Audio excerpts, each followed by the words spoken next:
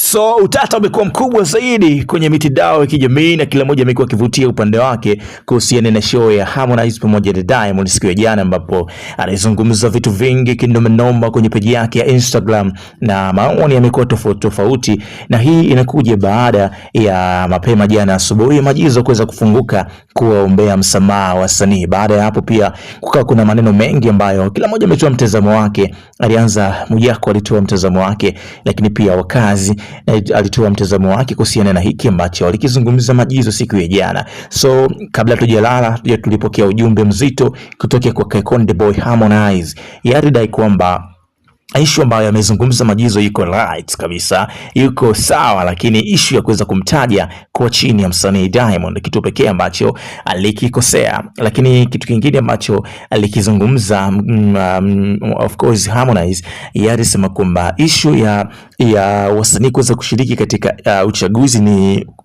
walikuwa wamelipwa, hivyo hawakuweza kuacha, kwa sababu mashabiki pia wamekuwa wakidai vitu vizuri kutoka kwa wasanii wao, video quality, nomination kwenye Grammy na vitu kama hivyo. Kwa hiyo hawezi kuacha pesa kwa ajili ya kuweza kufanya kazi ambazo zitawaletea manufaa baadaye.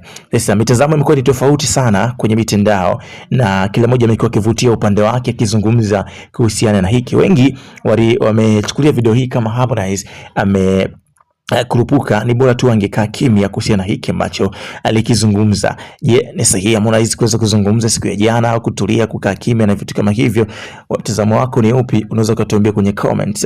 Mimi naitwa The One and Only na hii ni Chris Media 24. Sasa baada ya hapo leo tumemka na ujumbe mzito pia, ambapo tunatambua kwamba B-Level baba hapa sasa hivi ambaye ni mbunge hakutaka kukaa kimya, akamwambia Harmonize kwamba lazima akubaliane na uhalisia ambao upo, kwa sababu wote wamepita kwenye mikono ya mzee baba. Sasa kitu hicho Harmonize amekuja juu sana na kumjibu Baba Levo akimwambia kwamba hamuogopi na atadili naye, kwa sababu ni moja ya watu ambao hawa lol pamoja, yani ambao hawaendani kinoma. Kwa hiyo anaweza hata akampiga na ubunge wake.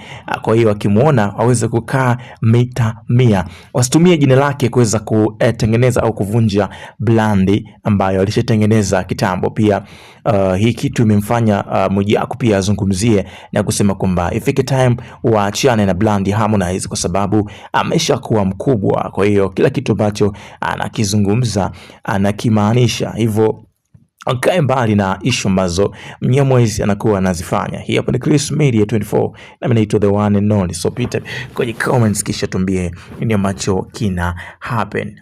Keep enjoying. And the off course now VP mambo ni aje, Diamond Platnumz pamoja na Offset wameweza kuchaguliwa kwenye show ambayo inaitwa The Vibe Nation. Yeah, Chris Media 24 tuna run show, Vibe Nation trending kila mtano, burudani non-stop tunabeba flow. Usisahau kusubscribe, kulike na kucomment bro. Gang, YouTube tupo live stories za Master Bongo, trending kila kona, burudani hatuchezi chongo. Chris Judo kwa mic anatupa heavy combo, mashabiki wala feel kila line ni bombo ubo, kila episode ni moto fire tunabeba kama drill ya UK, lakini bombo flavor tunazungusha game kama DJ anacheza, wasanii wote ndani ni stage ya beberu.